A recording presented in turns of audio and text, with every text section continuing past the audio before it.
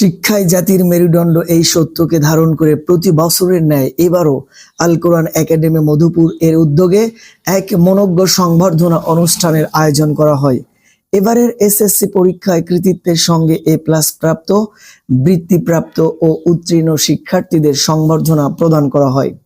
অনুষ্ঠানে উপস্থিত ছিলেন প্রতিষ্ঠানের অধ্যক্ষ আব্দুর রহমান ফুয়াদ, সাবেক সভাপতি আলহাজ আব্দুল আউয়াল আকন্দ, কর্মকর্তা বাংলাদেশ ইসলামী ব্যাংক লিমিটেড, বর্তমান পরিচালনা কমিটির সভাপতি আলহাজ রুহুল আমিন আকন্দ এবং অনুষ্ঠানের প্রধান অতিথি হিসেবে উপস্থিত ছিলেন আলহাজ রফিকুল ইসলাম মাদানী, প্রতিষ্ঠাতা আল কোরআন একাডেমি মধুপুর।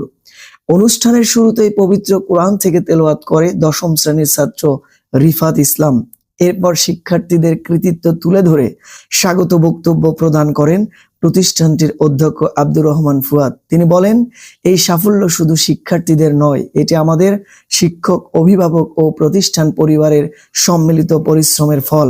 এ প্লাস শুধু একটি গ্রেড নয়, এটি ভবিষ্যতের প্রতি দায়িত্ব ও সততার অঙ্গীকার। তোমাদের আদর্শ মানুষ হয়ে দেশ ও জাতির কল্যাণে অবদান রাখতে হবে।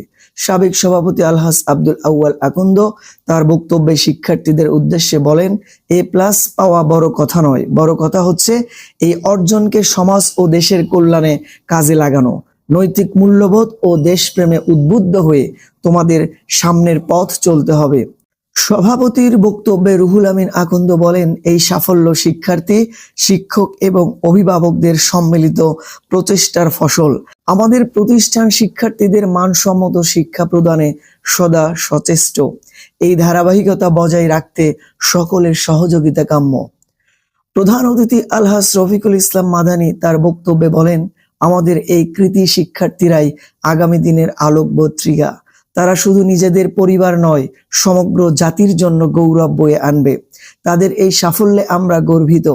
তিনি শিক্ষার্থীদের উচ্চতর শিক্ষা গ্রহণে মনোযোগী হওয়ার আহ্বান জানান এবং নৈতিকতা ও দেশপ্রেমে উজ্জীবিত হয়ে চলার উপদেশ দেন এবং তার জীবনী থেকে বিভিন্ন অভিজ্ঞতার কথা বর্ণনা করে শিক্ষার্থীদের অনুপ্রাণিত করেন।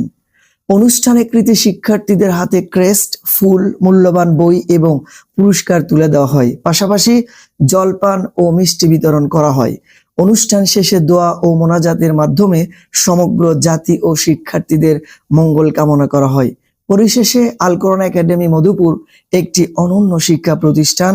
এই প্রতিষ্ঠানকে আরো আধুনিক, যুগ উপযোগী এবং কল্যাণকর শিক্ষা প্রতিষ্ঠান হিসেবে গড়ে তুলবার জন্য আপনাদের সকলের সহযোগিতা, পরামর্শ ও আন্তরিকতা একান্তভাবে কাম্য।